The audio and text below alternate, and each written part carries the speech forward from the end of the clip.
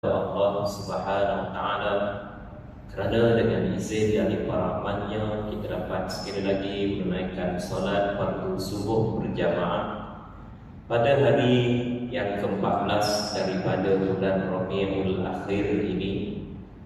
Saya mengajak diri saya dan kepada para jamaah sekalian untuk sama-sama kita niat i'tikaf berada di rumah Allah di majlis ilmu seumpama ini. Mudah-mudahan Allah Ta'ala kurniakan kebaikan dan digolongkan kepada kita di kalangan ahli syurga berkat hadir majlis ilmu seumpama ini, insyaAllah. InsyaAllah pada pagi ini tuan-tuan sekalian, saya ambil petikan daripada artikel yang dikeluarkan oleh Pejabat Mufti Wilayah Persekutuan bertarikh 14 Oktober 2016. Apakah hukumnya musafir pada hari Jumaat? Yang artikel ini telah dibaca seramai 271,830 orang. Apabila disebut musafir, maknanya orang yang melakukan perjalanan jauh, dan perjalanan jauh itu melebihi 2 marhalah dengan tujuan dan niat yang baik. Tujuan apa dia? Misalnya kita menghantar anak kita daripada Bukit Indah ini, Ampang ini ke UTM Skudai misalnya, ya, ataupun kerana jemputan kenduri kahwin, ya, lebih 2 marhalah, ataupun tuan sekalian balik ke kampung halaman kita, kita bermukim menetap di sini, di Korea sini, tapi kita balik kampung kerana melawan, ya, mak ayah kita mungkin di Kota Baru ataupun di Kuala Terengganu dan seumpamanya. Jadi perjalanan melebihi 2 marhalah tersebut, Allah Subhanahu wa taala memberikan hadiah beberapa perkara. Pertama, mereka boleh menjamakkan solat mereka, iaitu menghimpunkan 2 solat dalam satu waktu, zuhur dengan asar, maghrib dengan isya. Sama ada pada waktu yang pertama yang disebut sebagai jamak takdim, ataupun pada waktu yang kedua, waktu asar misalnya baru kita solat, maka disebut sebagai jamak takhir, ya. Yang kedua, orang yang musafir dengan niat dan tujuan baik ini melebihi 2 marhalah ini juga diberikan pada mereka itu qasar. Qasar maknanya memendekkan solat yang jenis 4 rakaat kepada 2 rakaat sahaja, 50% discount, ya, untuk orang yang musafir. Maknanya solat zuhur, solat asar, solat isya, bagi orang yang musafir mereka boleh tunaikan 2 rakaat, ya, dan mereka boleh gabungkan sekali jamak takdim qasar ataupun jamak takhir qasar dan sebagainya. Sebab itu tuan-tuan sekalian, berapakah ukuran dalam kiraan metrik 2 marhalah berkenaan? Dan saya yakin tuan-tuan puan yang ada di sini yang kerap musafir, yang kerap travel, yang kerap on station dan sebagainya, telah pun mempunyai suatu had yang telah pun kita pegang. Berapa kilometer 2 marhalah tersebut yang telah kita jadikan sebagai ukuran untuk kita solat jamak, qasar dan sebagainya selama ini. Jadi sebenarnya banyak pandangan. Ada yang kata 91 km, ada yang kata 86 km, dan begitulah seterusnya. Cuma saya nak berkongsi kajian yang telah dibuat pada tahun lepas oleh sekumpulan penyelidik daripada Universiti Melaya dengan kerjasama Jabatan Kemajuan Islam Malaysia Jatim, satu pihak berautoriti berkaitan dengan ehwal agama, dan yang keduanya Jabatan Ukur Pemetaan Malaysia Jepun, pihak berautoriti berkaitan ukur tanah di Malaysia ini. Dapatan daripada kajian ini menyatakan bahawa 2 marhalah tersebut adalah 81 km. Jadi maknanya perjalanan melebihi 81 km kita pasang Google Maps, Waze dan sebagainya, ataupun kita pasang odometer, kita dah boleh jangkakan berapa perjalanan kita, maka lebih daripada 81 km. Mudah-mudahan tuan-tuan sekalian kita berboleh kelebihan sebagai seorang musafir, boleh jamak, boleh qasar, dan kita juga boleh berpeluang doa kita dimakbulkan oleh Allah Ta'ala kepada para musafir tersebut. Ukuran 41 km ini juga disebut di dalam kitab Fiqh Al-Manhaji di Imam Asy-Syafi'i, satu kitab fiqh berdasarkan mazhab Syafi'i yang telah diterjemahkan oleh berbagai pihak ke dalam bahasa Melayu, antaranya yang diterjemahkan oleh Jabatan Mufti Negeri Sembilan. Wallah. Jadi timbul persoalan, hari Jumaat kita musafir, kerana orang Malaysia ini hari Jumaat wajib solat Jumaat. Macam mana kalau dia musafir pada hari Jumaat? Adakah gugur kewajiban solat Jumaat ataupun bagaimana? Macam mana pengalaman tuan-tuan puan-puan sekalian, khususnya lelaki lah, apabila kita musafir pada hari Jumaat? Saya yakin banyak juga pandangan-pandangan fiqh yang kita pegang selama ini, sama ada kita nak solat Jumaat ataupun gugur kewajiban solat Jumaat. Ada dua pandangan tuan-tuan sekalian. Pertama, pendapat yang utama di dalam mazhab Syafi'i, sekiranya permusafiran itu dilakukan pada hari Jumaat, dilakukan sebelum fajar, maknanya sebelum masuknya waktu solat fardu subuh. Subuh misalnya 5:49 ataupun 5:50 misalnya, kita keluar daripada rumah ataupun qaryah kita sebelum waktu subuh, maka kalau dia musafir pada hari Jumaat tersebut, maka gugurlah ke atasnya kewajipan melakukan solat Jumaat sebelum subuh. Namun sekiranya dia bermusafir dan permusafiran itu melebihi 4 hari, tidak termasuk hari masuk dan hari keluar ke tempat tersebut, maka dia perlu menunaikan solat Jumaat kerana dia sudah berniat sebagai bermukim.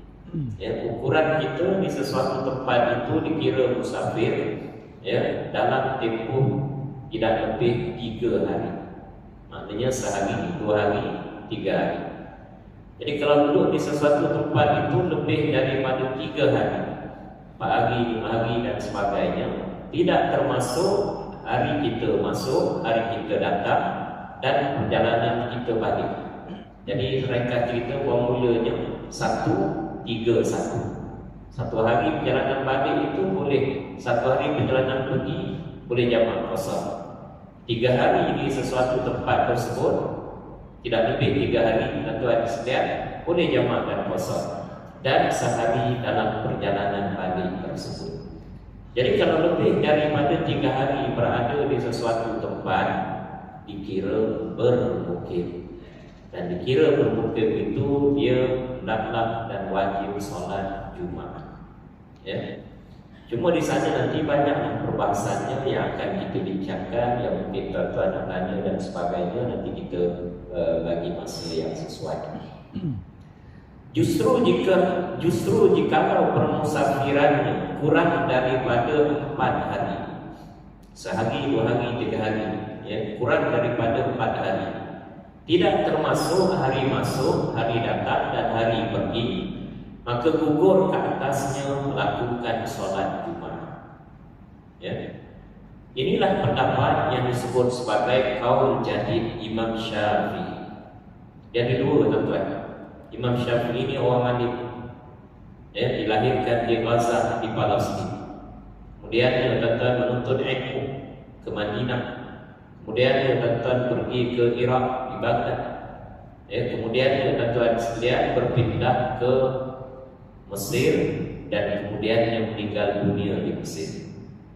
Jadi apabila Imam Syafi'i sampai di Mesir dan tinggal di Mesir, meninggal dunia di Mesir. Ini disebut sebagai kaum jadid Imam Syafi'i, pandangan baru Imam Syafi'i. Sebelum sampai di Mesir, ketika di Madinah, ketika di Irak, ini disebut sebagai kaum qadim, pandangan lama Imam Syafi'i. Tuan yang ada duit, yang ada kelebihan harta, rezeki dan sebagainya, melawatlah ke bumi Anbiya, antaranya di Mesir. Dan melawatlah di Mesir ini, jangan melawat makam Firaun sahaja. Yang pergi Mesir di mana? Kubur Firaun, piramid, gambar tuan tak puas. Ramai lagi tempat, banyak lagi tempat. Antaranya makam Syafi'i, setengah jam daripada Kairo. Ya, makam Imam Syafi'i di Kahirah ini terletak dalam masjid. Di masjid macam ni dan dua sekalian, masjid Imam Syafi'i. Sebelah itu makam kubur Imam Syafi'i. Ya. Dan suatu yang menarik tuan sekalian, pada bumbung masjid Imam Syafi'i yang menempatkan juga makam Imam Syafi'i tersebut. Ya. Biasanya masjid-masjid di mana-mana pun dia ada lambang bulan sabit, menunjukkan lambang Islam. Tapi di masjid Imam Syafi'i bukan sekadar lambang bulan sabit, tapi ada tuan sekalian lambang kapal laut tuan sekalian. Jadi kita tanya pada orang tempatan apa maksud kapal laut tersebut. Inilah perjalanan menuntut ilmu Imam Syafi'i, rehlah ilmiah daripada Tuan Azhar Palestin, kemudiannya ke Mesir, kemudiannya ke Madinah, kemudiannya ke Irak, kemudiannya sampai ke Mesir. Yang boleh kita jadikan sebagai suatu inspirasi kepada kita. Menuntut ilmu jangan kita jumpa. Sampai bila? Sampai kita mati. Utlubul ilma minal mahdi ilal lahad. Tuntutlah ilmu, kata ulama, daripada buaya sampai liang lahat. Walaupun berada di majlis-majlis ilmu di masjid di Surau, yang hadir pada pagi ini, Masya Allah, lebih daripada 3,000 orang. Yang nampak tuan sekalian, hampir 500 orang. Mudah-mudahan para malaikat bersama dengan kita bilangannya cukup ramai, yang mendoakan kita mohon kepada Allah supaya diampunkan dosa kita, dimudahkan urusan kita, diberikan dimurahkan rezeki kita, dan diperkenankan doa dan sebagainya. Wallahu. Jadi ini pandangan baru Imam Syafi'i, ya, pendapat Azhar daripada menurut ahli Irak, ulama-ulama di Irak tuan dan Baghdad, termasuk juga jumhur ulama. Pandangan apa dia? Ya, gugur solat Jumaat kalau kita keluar daripada rumah, daripada Korea kita sebelum masuknya waktu subuh, maka gugur kewajiban solat. Ya. Pandangan yang keduanya, di sana itu juga terdapat pendapat lain dalam mazhab Syafi'i, seperti mana dinukilkan oleh Imam An-Nawawi dalam kitabnya Raudatul Talibin. Ya, mereka berpendapat gugur kewajiban solat Jumaat jika bertolak musafir. Ya, jika bertolak musafir selepas fajar. Kita keluar daripada rumah selepas fajar, lepas subuh, 8 pagi misalnya, ya, nak ke New York, ambil tuan flight pukul 12 tengah hari di KLIA, ya, kita keluar rumah pukul 8 misalnya, ya. Maka dengan sebab itu dia bertolak musafir selepas fajar, lepas subuh, dan sebelum tergelincir matahari, sebelum masuknya waktu zuhur, maka gugur kewajiban solat Jumaatnya. Faham tuan?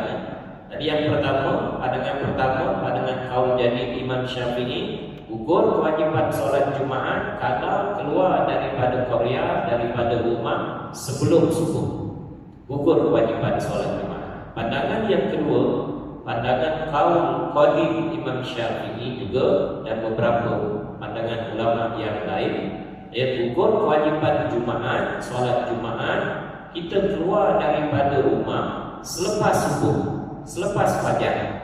Tak kiralah 7 pagi ke, 8 pagi ke, 9 pagi ke, tetapi sebelum zuhur, sebelum masuk zuhur. Zuhur 1 tengah hari. Ya, maka gugur kewajipan Jumaat. Macam saya sebut tadi lah. Keluar daripada rumah 8 pagi. Flight ke New York misalnya 12 tengah hari sebelum zuhur, maka gugur kewajipan solat Jumaatnya. Maka dia boleh jamak, dia boleh qasar, dan seumpamanya mendapat manfaat faedah daripada musafir berkenaan. Inilah pendapat qadim, qaul qadim Imam Syafi'i, yang dinukilkan juga oleh Asy-Syirazi dalam kitab Al-Mu'azzam, dan seumpamanya. Jadi antara dua pandangan ini, kita nak pilih yang mana? Tuan-tuan sekalian, saya yakin ramai sebelum ini tahu pandangan pertama aja, kena keluar daripada rumah sebelum subuh. Macam mana kalau flight 12 tengah, akan nak keluar daripada rumah 5 pagi? Buat apa lama-lama tunggu di KLIA tersebut? Hari ini check-in tuan-tuan sekalian bukan macam dulu kena beratur 4 jam, 5 jam. Hari ini check-in 3 hari sebelum penerbangan. Kita boleh buat online.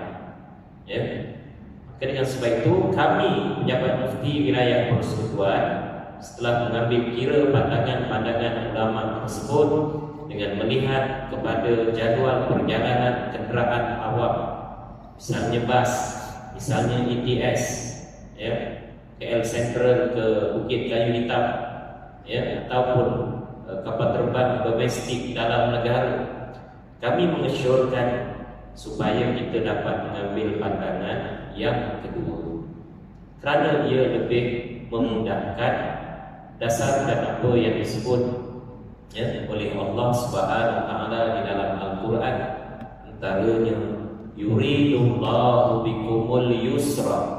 Allah Subhanahu wa taala menghendaki kamu itu dalam keadaan tuan sekalian yang mudah. Wala yuridu bikumul usra, dan Allah tidak menghendaki kepada kamu kepayahan, kesukaran. Maka ambillah sesuatu yang mudah yang boleh tuan sekalian kita amalkan. Walaupun tuan sekalian gugur kewajipan solat Jumaat, bolehkah kita solat Jumaat juga? Kita gugur kewajipan Jumaat sebab kita musafir hari Jumaat lebih 81 km. Kemudian tuan-tuan sekalian sampai awal di destinasi tersebut. Misalnya saya ambil flight daripada KLIA ke Labuan, flight pertama 8.25 pagi. Sampai di Labuan 11.30. Waktu zuhur di Labuan, waktu Jumaat di Labuan sejam lebih awal daripada Semenanjung. Jadi pukul 12 tuan sekalian masuk waktu Jumaat di Labuan. Jadi bolehkah kita solat Jumaat? Boleh, tak ada masalah. Apalagi kita tua-tua ni tuan sekalian, kopi atas kepala, akan nak berkeliaran sana sini tuan sekalian. Jadi macam mana? Boleh solat Jumaat. Kita solat Jumaat ikut imam di masjid di mana kita berada tersebut. Habis solat Jumaat, bagi salat, bangun, kita buat jamak takbir asar qasar 2 rakaat. Ini memudahkan. Yang keduanya, kita dapat mendengar khutbah yang disampaikan. Boleh jadi khutbah tempatan berbeza dengan di mana kita tinggal. Boleh jadi kita dapat bertemu dengan umat Islam yang lain. Jadi walaupun begitu, kalau dia memilih untuk tak solat Jumaat, tidak ada masalah. Memang dia gugur kewajipan solat Jumaat. Wallahu a'lam. Ada persoalan? Silakan kalau ada.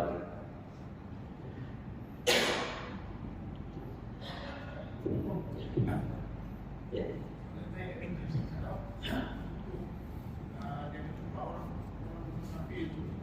Dia solat Isyak, maghrib dan Isyak kemudian, tapi bila dia dah sampai ke Assalamualaikum. Soalan saya macam ni. Dia bermusafir, dia solat maghrib, takdim dengan isyak. Kemudian bila dia sampai ke kampung halaman ada ke tempat dia kembali, solat isyak tu masih ada. Adakah dia boleh takdim kedua walaupun isyak tu ada lagi? Itu salah satu. Soalan kedua, contoh orang tu dia nak bermusafir lebih 2 malam kalau ikut jalan highway.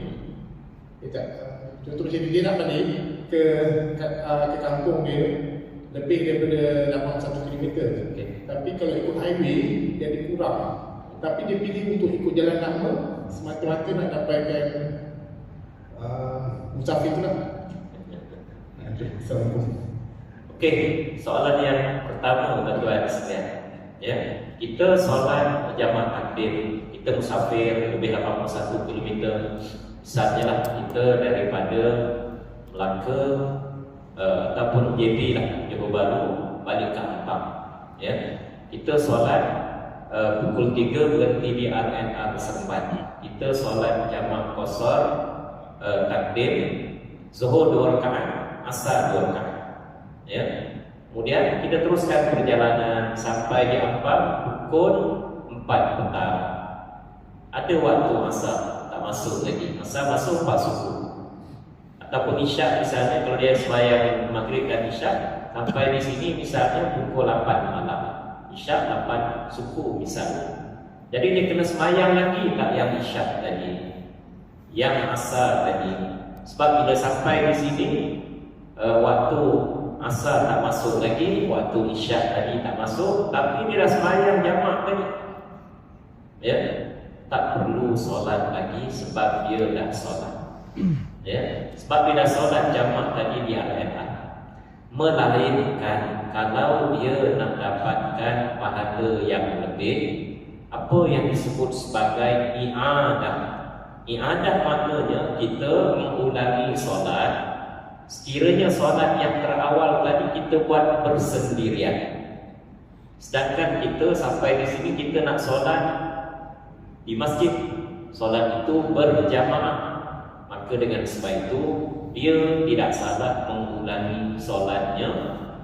Mengulang tadilah yang asar tadi, yang isyak tadi, solat di sini solat 4 rakaat bersama dengan imam dan makmum yang lain. Ya, ada 2 pilihan. Kalau dia nak tak nak sembahyang pun tak ada masalah sebab dah jamak qasar tadi.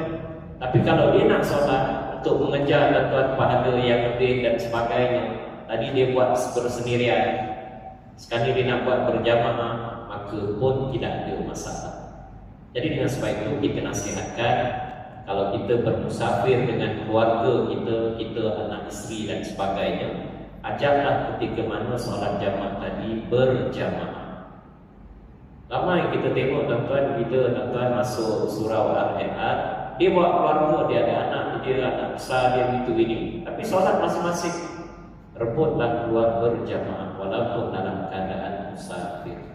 Ya, wallahu a'lam. Yang kedua tuan-tuan sekalian, ada 2 jalan. Ya, kalau jalan highway tak sampai 81 km. Ya. Dia nak pergi ke Bido misalnya. Ya.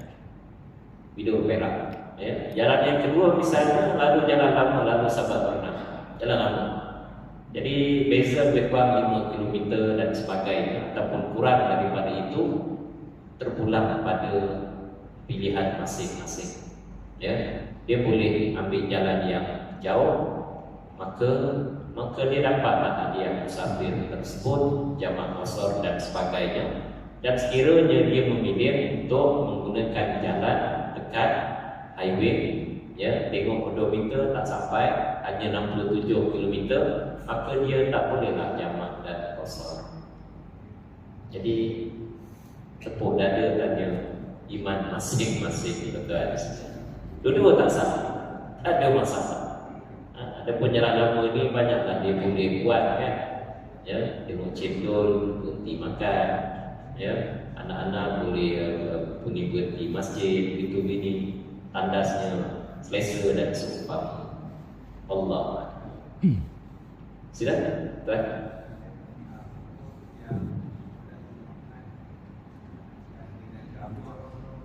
Ya.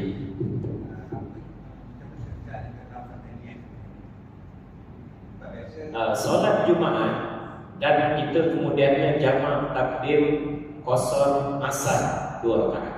Jumaat solat biasa ikut imam macam biasa. Ya. Salim fardhu Jum'ati raka'ataini ya. Makmuman lillahi ta'ala. Ya. Yang kita beza tu masa solat yang kedua, solat asar jamak takdim qasar tadi. Ya, itu niat masing-masing lah.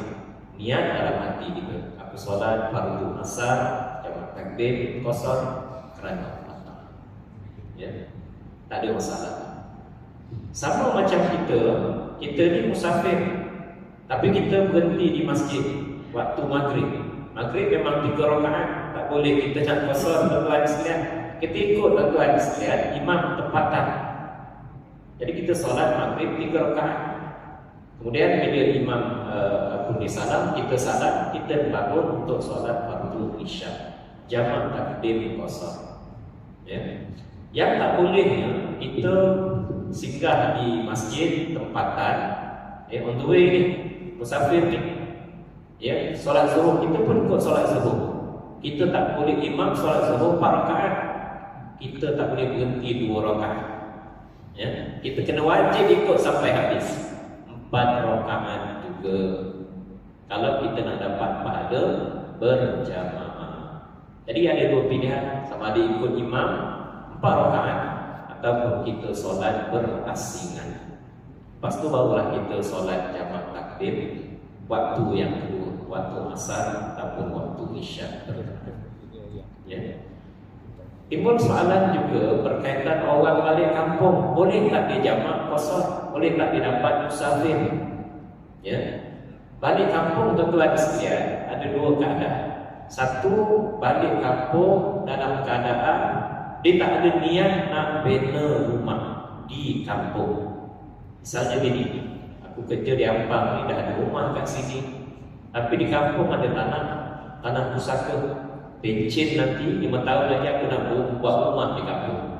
Jadi dengan niat tersebut dia tak boleh jamak, dia tak boleh jamak dan qasar setelah berada di kampung halaman tersebut. Adapun dalam perjalanan pergi balik tak ada masalah. Tapi dah sampai itu dia dikira bermukim. Walaupun nak buat rumah tu 5 tahun, tapi dia dah apply loan, dia dah buat tuan sekalian desain rumah dan sebagainya. Ya, adapun yang kedua dia tak ada niat apa-apa. Balik kampung dia sentuh melawat mak ayah dan sebagainya. Maka ya terikat pada formula 131 tersebut. Ya, maka dia boleh jamak dan qasar. Ya, ketika berada di kampung terkenal.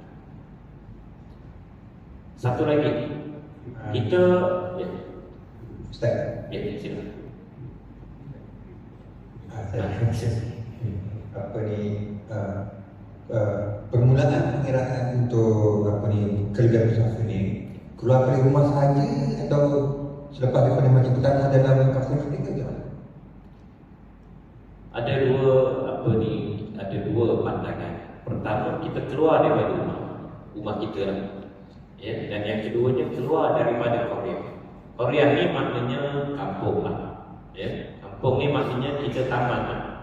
Ya, mudahnya tuan masjid di mana kita kebiasaan solat. Ya. Jadi kalau kita keluar daripada rumah kita, area ni juga lah dalam radius mungkin 1-2 km rumah kita, maka itulah mula dikira kita keluar daripada rumah. Jadi keluar daripada Korea. Ya. Okey, silakan. Kalau kita masbuk, misalnya kita nak buat jamak, Ya. masuk zuhur dengan asar, masuk zuhur di masjid, kemudian kita masuk, maknanya kita masuk dalam rakaat yang ketiga keempat. Jadi adakah perlu kita lanjutkan habiskan zuhur ataupun ambil dua kemudian terus ke asar? Yang pertama. Yang keduanya adalah kawan-kawan pada musim durian dulu ni. Ramai-ramai ajak pergi ke jalan untuk makan dan balik. Adakah itu boleh digunakan sebagai musafir juga? Boleh musafir lah Ustaz. Kita ni jenis apa ni, suka cari makan. Ya. Musim durian, pergi Jeratun, pergi Raung misalnya. Lebih daripada 81 km. Ya. Ataupun hari ni kita grup rider ni cadang nak ke Bang Huris. Bang Huris Bang ni masakan eksotik Jawa tuan-tuan sekalian. Ya. Sampai di Bang Huris 30 km lebih kurang, 40 km, kedai tutup, restoran tutup. Jadi kita pakat, jom kita pergi nasi biryani 40 hari di Muar. Kemudian 30 km tak boleh jamak kosong, tapi daripada Bang Huris tadi ke Muar tuan-tuan lebih 100 km, maka boleh jamak. Termasuklah isu kita balik ataupun pergi ke satu tempat makan durian sahaja, ya, dan lebih 81 km, ya, niat kita musafir, tujuan yang baik, lebih 2 marhalah, maka kita dapat tuan sekalian jamak qasar doa dimakbulkan walaupun untuk tujuan berkenaan, asalkan tujuan yang baik. Ya, ada orang tanya, Ustaz, main golf boleh tak Ustaz? Ya, kita musafir tapi nak main golf boleh, tak ada masalah. Ya, golf ini satu daripada riyadhah, sukan, menyehatkan badan, berhubung silaturahim dengan rakan-rakan. Ya, tapi boleh jadi hukumnya berubah sekiranya melakukan perkara yang haram. Haram apa dia? Bertaruh, betting tuan-tuan sekalian. Maka haram tuan-tuan sekalian. Dan dia tak boleh jamak qasar. Dia kena semayang penuh tuan-tuan. Ya. Di mana ni? Nak pergi Qatar final World Cup. Ya. Pergi okey, tak ada masalah. Boleh jamak qasar, cukup syarat. Tapi bawa bukan isteri dia, bawa orang lain. Ya, perempuan lain. Maka itu tuan-tuan sekalian tidak boleh kerana adanya unsur haram berkenaan. Ya. Tadi kita masuk tuan-tuan sekalian, kita ikut imam, tapi kita lambat lah. Kita solat isyak tuan-tuan sekalian, rakaat ketiga baru masuk. Maka kita nak berhenti 2 ke teruskan sampai 4 untuk dapat jamaah, pahala berjamaah, kena habiskan 4 rakaat. Jangan cekailan 2 rakaat, sebab kita solat berjamaah. Kalau kita berhenti 2 rakaat tak dapat pahala jamaah. Ya, tak dapatlah 27 pahala ganjaran. Ada lagi satu keadaan. Kita ni dah merantau banyak tempat kan. Masa di Melaka kita beli rumah, ya. Tapi kita pindah di Shah Alam. Shah Alam kita dah ada rumah yang kita duduk sekarang. Tapi rumah di Melaka tersebut, weekend kita balik. Kita tak sewa ke orang, kita tak jual nama kita. Jadi boleh tak sampai di Melaka tu memang lebih 2 marhalah kita jamak di sana? Tak boleh, sebab itu rumah kita, nama kita. Adapun dalam autoway, dalam perjalanan pergi dan balik tak ada halang, sebab itu dikira rumah kita. Isteri pertama di Bukit Indah, bukan tuan-tuan orang lain. Isteri kedua di Kuala Terengganu. Ya, boleh tak sampai rumah isteri kedua di jamak qasar? Tak boleh, melainkan dalam perjalanan. Sebab itu dikira rumahnya sendiri. Ya, dia berkongsi manfaat yang sama dengan isteri yang kedua tersebut. Ya. Kecuali Ustaz, hari-hari kita musafir. Kawan saya duduk di Sungai Besar, kerja di Putrajaya, 5:30 pagi tolak, ya. Kemudian tuan sekalian malam pukul 8 baru balik. Ya, setiap hari 120 km. Boleh jamak tak? Boleh. Tak ada masalah. Asalkan 2 marhalah, yang keduanya tujuan dan niat yang baik. Wallah. Ada lagi? Ustaz, Ya.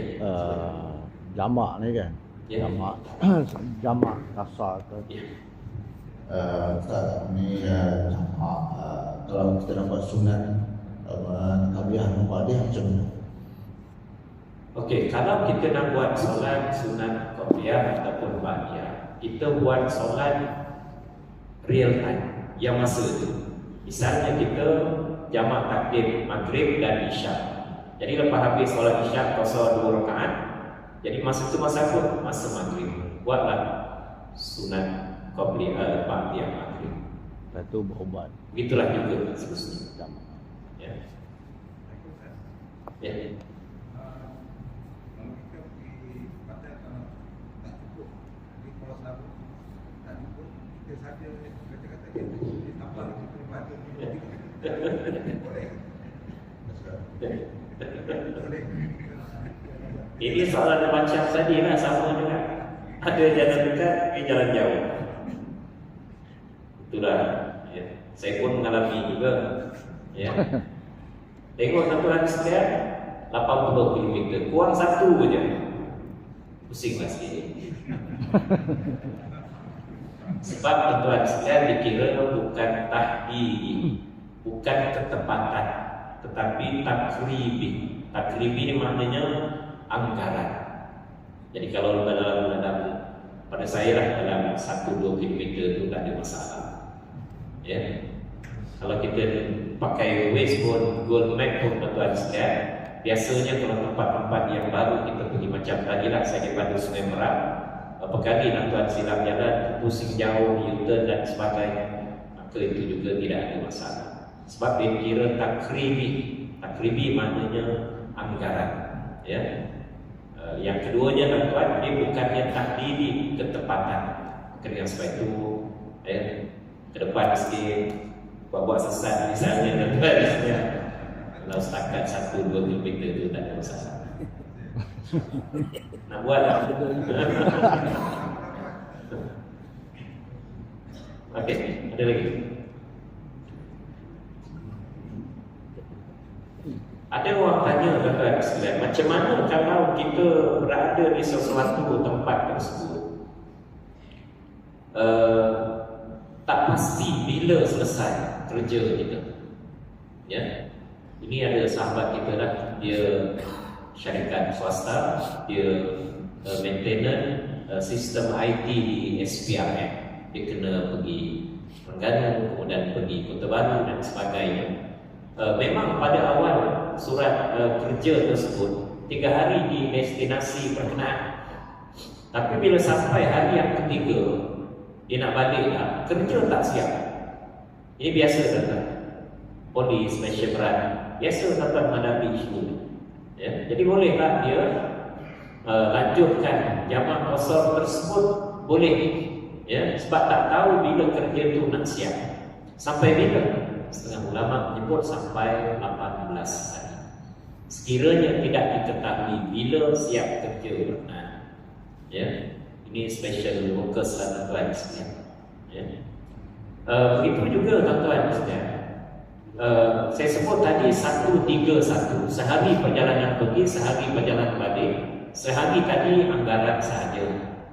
Ada kawan kita daripada Port Klang naik kapal laut ke Osaka di Jepun. Jadi perjalanan berapa hari? 14 hari baru sampai. Jadi 14 hari itulah dia boleh jamak dan kosong. Ya. Kita nak ke Washington tak cukup 24 jam sehari.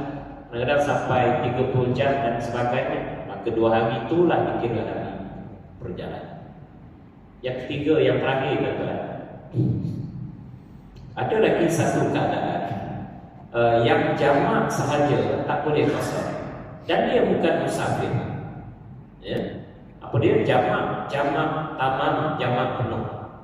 Ya, tapi dia boleh kumpulkan 2 solat dalam satu waktu. Tapi kena lengkap. Zuhur 4, asar 4. Contohnya, dia kerja sebagai pakar bedah jantung. Ya, saya tanya sendiri doktor-doktor di hospital Selayar. Pernah tak alami keadaan kita buat operation 10 pagi, berakhir habis asar, habis zuhur tuan-tuan sekalian, 5 petang baru habis. Itu biasa Ustaz, ada sebulan 2-3 kali. Takkan nak berhenti pukul 2 sekejap saya nak solat, mati anak orang. Jadi boleh tak dia tunggu sampai 5 petang? Boleh. Dia boleh jamak tamam. Asar jamak takhir. Asar 4 rakaat, zuhur 4 rakaat. Dalam Islam ini ada satu kaedah menyebut apabila bertemu kepentingan orang ramai dengan kepentingan personal pribadi, kepentingan orang ramai diutamakan. Dengan sebab itu dia boleh jamak tamat, jamak penuh, 4 rakaat zuhur, 4 rakaat asar. Yang kedua, dia kerja polis trafik di Kuala Lumpur. Ya, mula kerja 5 sampai 7 malam. Tapi bukan 5 tu dia berada di tempat dia bekerja tersebut. Pukul 4 dia kena hadir lah, report duty lagi, ambil senjatanya, buat dokumentasi dan sebagainya. 5 petang tu baru berada di pos yang dia ditetapkan. Jadi tuan-tuan sekalian, asal tak masuk lagi pukul 4, ya, pukul 5 habis pukul 7 masuk maghrib dah. Jadi dengan sebab itu dia boleh jamak takdim, ya, tamam zuhur 4 rakaat, asar 4 rakaat. Sama macam rakan-rakan kita yang bekerja di Malaysian Airport Berhad, ya, KLIA, yang menentukan boleh landing ke tidak kapal terbang. Biasanya 5 jam shift, tapi hari itu 10 jam kawan cuti itu bini dan sebagainya. Jadi tuan-tuan sekalian, ya, sepatutnya tak ada masalah kalau 5 jam. Tapi kerana shift tambah jadi 10 jam dan dia tak boleh tinggalkan kerja ini, libatkan nyawa dan sebagainya, maka dia boleh jamak tamat, jamak penuh, 4 rakaat zuhur, 4 rakaat asar. Termasuk mereka yang menjalani rawatan dialisis, ya, seminggu 3 kali, sekali berapa? 4 jam, ya, 7 pagi, 11 pagi, tak apa, tak ada waktu semayang. 11, 4 petang, selesai. Tapi kita kena ingat juga orang yang dialisis ini, dia tak boleh terus bangun habis pukul 4 terus bangun, tak boleh, dia kena rest dulu, kena rehat dulu. Tapi yang kritikalnya 4 sampai 8 malam, ya. Jadi macam mana tuan-tuan sekalian? So dia boleh jamak pada waktu zuhur 4 rakaat, asar 4 rakaat, ya. Itulah kemudahan yang Allah Ta'ala bagi kepada kita. Yang penting di mana sahaja kita berada, solat kita tetap tunaikan. Dan mudah-mudahan dengan itu tuan-tuan sekalian, tiap agama kita dirikan, Allah Ta'ala akan memudahkan urusan kita, perjalanan kita, kehidupan kita, dunia dan akhirat. Saya sebut tadi termasuk orang yang musafir ini, doanya makbul, ya. Termasuk juga orang yang puasa sunat Isnin Khamis, doanya makbul, ya. Sebab itu tuan-tuan sekalian, ada satu cerita lah yang terakhir ni, tuan-tuan. Dulu tahun 1990-an, 80-an, di Sungai Buih itu ada satu kilap namanya kilap Motorola. Sekarang tak ada lah, pindah ke Indonesia. Jadi ada sahabat ni kerja technician di situ, gaji berapa? 1,500. Besar lah kira tuan-tuan tahun 90-an, ya. Tapi hebatnya dia ni, tiap kali solat, tiap kali puasa sunat, dia tak pernah berhenti doa. Dan doanya pelik daripada orang lain. Ya Allah, ya Tuhanku, ya, jadikanlah aku seorang jutawan. Ada minta jadi jutawan? Tak ada lah tu. Allah ni minta. Dan dia yakin tuan-tuan sekalian, doanya akan makbul. Tak berapa lama kemudian kita Motorola untuk operasinya di Sungai Buih pindah ke Indonesia. Dan dia ditawarkan kerja lah di sana, ya, dengan gaji lebih tinggi, 5 juta rupiah. Memang jadi jutawan, ya. Makbul doa. Wallahu a'lam. Mudah-mudahan ada manfaat untuk kita semua.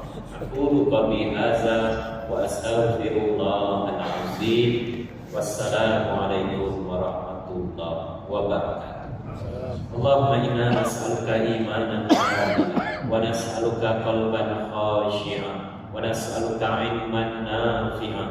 Allahumma faqihna fid din wa 'allimna at-ta'wil wa hdina siratal mustaqim. Rabbana 'alaika tawakkalna wa ilaika anabna wa ilaikal masir. Rabbana atina fid dunya hasanah wa fil akhirati hasanah wa qina adzabannar. Walhamdulillahi rabbil alamin. Taqabbalallah